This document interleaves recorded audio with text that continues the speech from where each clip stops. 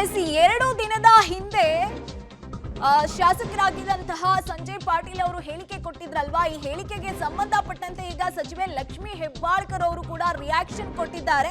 ರಾಜ್ಯದ ಮಹಿಳೆಯರನ್ನ ನಾನು ಪ್ರತಿನಿಧಿಸ್ತಾ ಇದ್ದೀನಿ, ನಾಲ್ಗೆ ಮೇಲೆ ಹಿಡ್ತಾ ಇರಬೇಕು, ವೇದಿಕೆ ಮೇಲೆ ಇದ್ದವರು ಯಾಕೆ ಅವ್ರನ್ನ ತಡಿಲಿಲ್ಲ? ಸಂಜಯ್ ಪಾಟೀಲ್ ಅವ್ರ ಮೂಲಕನೇ ಏನಾದ್ರು ಅವರೆಲ್ಲ ಮಾತನಾಡಿಸ್ತಾ ಇದ್ರಾ?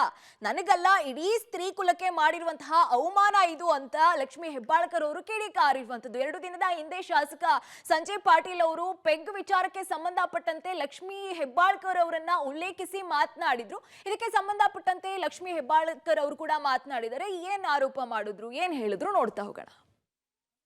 ಪಾಟೀಲ್ರಿಗೆ ನಮ್ಮ ಕ್ಷೇತ್ರದಲ್ಲಾಗಲಿ ನಮ್ಮ ಜಿಲ್ಲೆಯಲ್ಲಾಗಲಿ ಅವ್ರ ಸ್ಥಾನ ಏನನ್ನೋದನ್ನು ಮತದಾರರು ಈಗಾಗಲೇ ತೋರಿಸಿದ್ದಾರೆ. ಅದು ಅಲ್ಲ ಪ್ರಶ್ನೆ. ಇದು ನನಗೆ ಮಾಡಿದಂಥ ಅವಮಾನ ಅಲ್ಲ, ಇಡೀ ಸ್ತ್ರೀ ಕುಲಕ್ಕೆ ಮಾಡಿದಂಥ ಅವಮಾನ.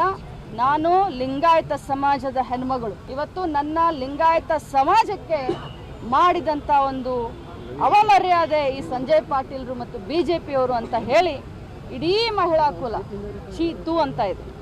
ರಾಜ್ಯದ ಎಲ್ಲ ಮಹಿಳೆಯರಿಗೆ ನಾನು ಕರೆ ಕೊಡ್ತೀನಿ, ಅವ್ರಿಗೆ ಧಿಕ್ಕರಿಸಿ ಅಂತ ಹೇಳಿ ನಾನು ಕರೆ ಕೊಡ್ತೀನಿ.